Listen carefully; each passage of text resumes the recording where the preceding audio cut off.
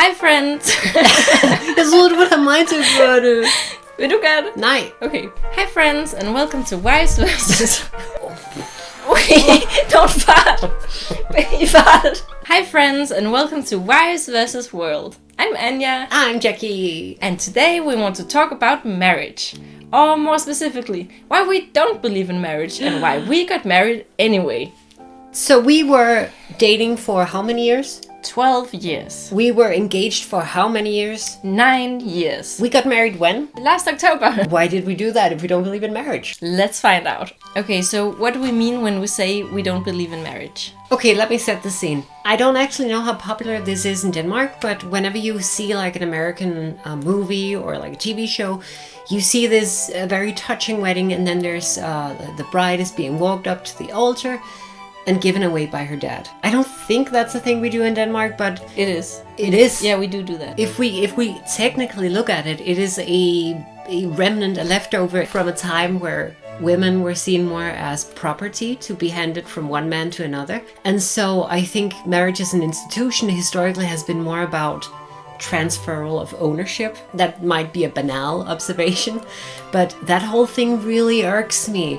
Like, exactly. Thank you for speaking up, my man. So like that is one thing that may have blunted somewhat over the years and become less prominent, but it's still sort of there, this like kind of leftover patriarchy just spicing things up. Also, all the traditions around marriage is very much rooted in this specific patriarchal system, right? And also marriage has like a lot of like heteronormative connotations, right? It's a very straight thing. And it also has a lot of like the whole myth about the one and it being the whole like next natural step in a relationship.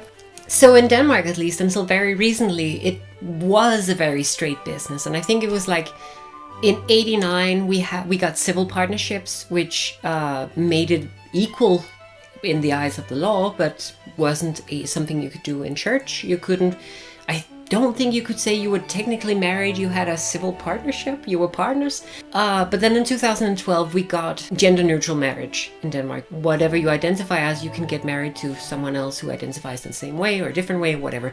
Doesn't matter. Marriage for everyone. So since marriage is so important in society, something that signifies the passage to adulthood, something that can mean the difference between a real relationship and a casual one, it was so important to extend this so everyone could actually enjoy this. But really looking at it, it's just some piece of paper or, you know, some record somewhere in City Hall that says you've done this. Is it really that important? Why does it matter what everyone else thinks? Why can't we just be a couple and be happy about that? Do we need Denmark's approval? Also, we'd been together for 12 years, right? Mm-hmm. And a piece of paper wouldn't really change that, how we interacted or how we felt about each other. It felt maybe it felt more performative. Yeah, exactly. Like something that, was it something we had to do? Was it something that we wanted to do, you know? Our love is the same, our partnership is the same. Like nobody that we know question how much we love each other and how much we belong together. So if we don't believe in marriage as an institution that is about transferring property, and if we don't believe in the whole sanctity of daddies passing on their little girls, why did we get married? So first of all, we wanted a ceremony.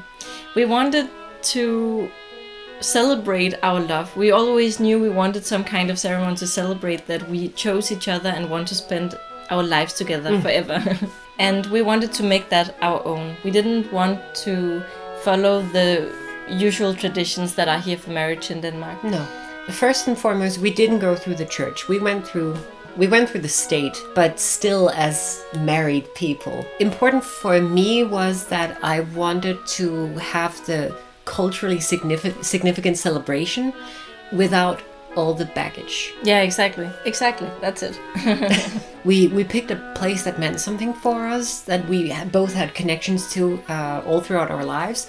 We adjusted the party size. Of course, it couldn't be that big anyway, but we chose something that worked for us. So we had the whole ceremony with the entire family and then the small one with our chosen family, if you can put it that way. So that was really, really cool and a very nice way of doing it that was really significant. I didn't feel like we overextended ourselves. Exactly. It felt very comfortable. So the second thing is that in Danish, the term for the person you're dating is a gender-neutral word. Kæreste. Kæreste. Kæreste. Which, And I don't know, does that translate as dearest? I guess that that is the literal translation. And we use that word for a person ever since kindergarten. You can say to a child, oh, you have a little kæreste. So it's kind of not a childish word, but I just mean that it can be used for many types of relationships. So it doesn't carry the same weight. Exactly. This word is gender neutral, which is great. We love that. It's a really good way to, like, if you don't want to talk about it, you don't have to.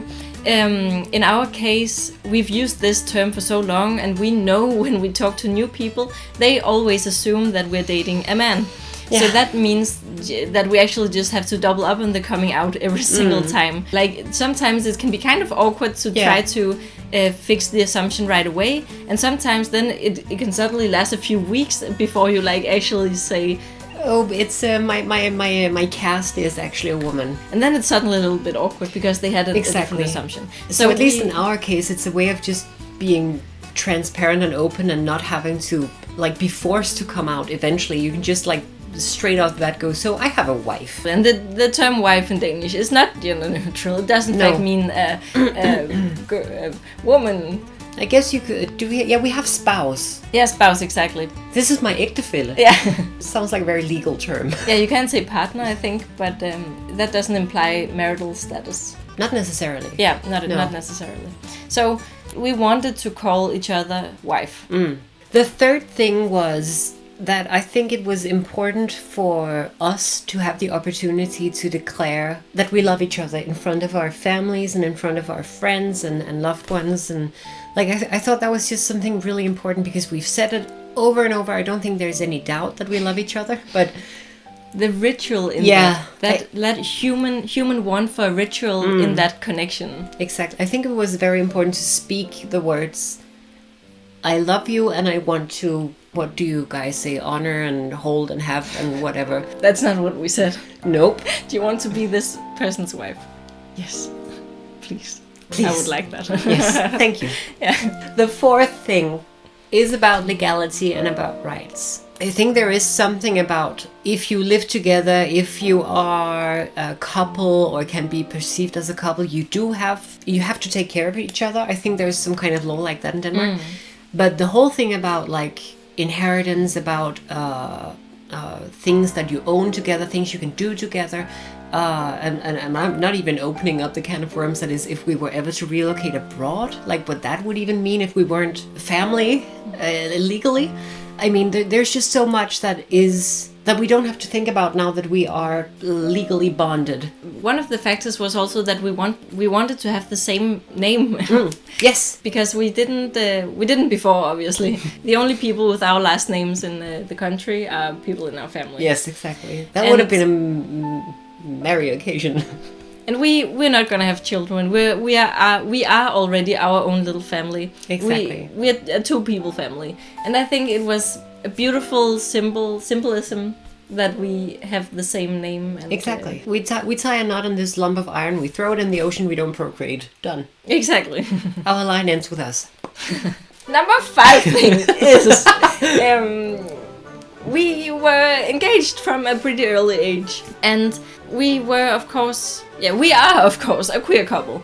Jackie is trans, if you didn't know that already. And when we got engaged, you had transitioned, yes. But you hadn't when we started dating. But back then, when we got engaged, there's this whole thing about your personal number, social security number, which in Denmark is a gendered thing. So, yeah.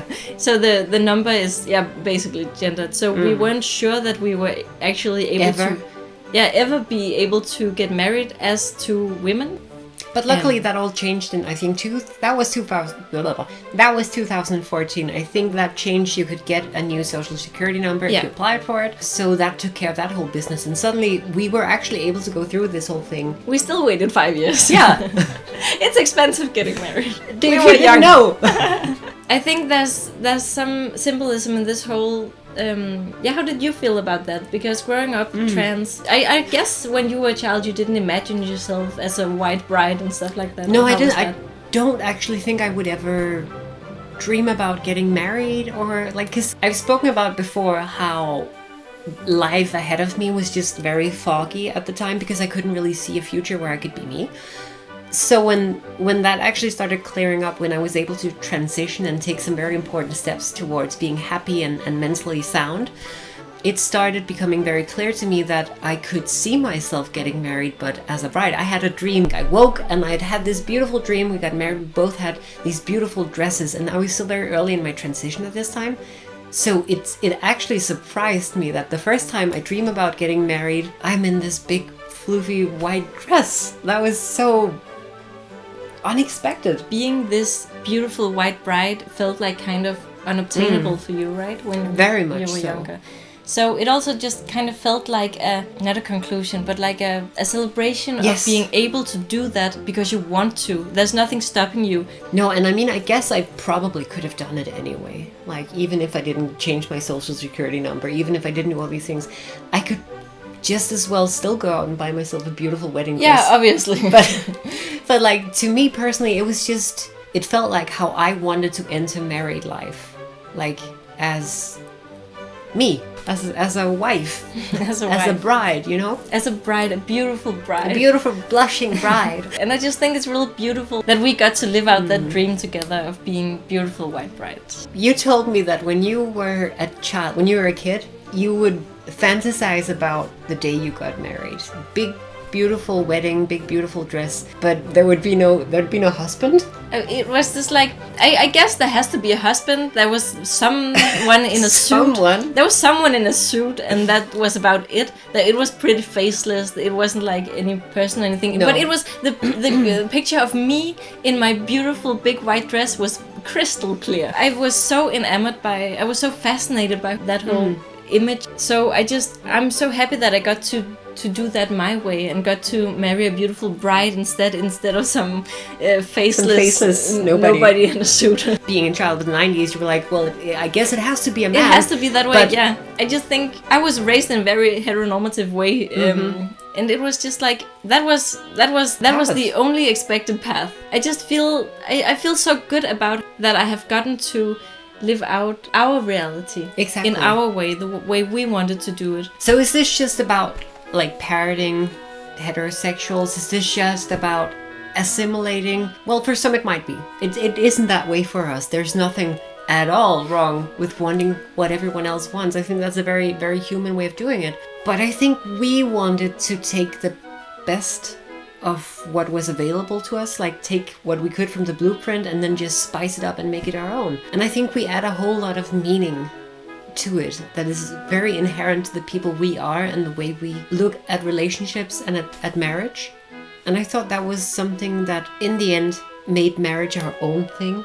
Exactly. Even though we don't believe in what marriage can be. Or is made to be. Exactly. In a very fuck you kind of way. And I think that was really important to me. Yeah. I'm very contrarian, but also objectively cool. So it's just really important to say that being queer does not mean that you cannot have the big ceremony that you maybe always have wanted. Like, at the end of the day, you should be able to get married if you want to and just have a blast. Do whatever you want. That's really all it takes, right? It sure is. So I guess at the end of this video, that's kind of all we wanted to say, right? Yeah. I hope you liked this video. If you did, please give it a thumbs up. If you have any comments, any questions, anything you want to know. How do you feel about marriage? Exactly. Do you like it? Do you hate it? Is it for you? Let us know in the comments. And if you like this kind of content, you can subscribe to our channel. Ding, ding, ding. And if you want more of us, you can find us on Instagram. As always, we hope to see you next time. Bye! Bye.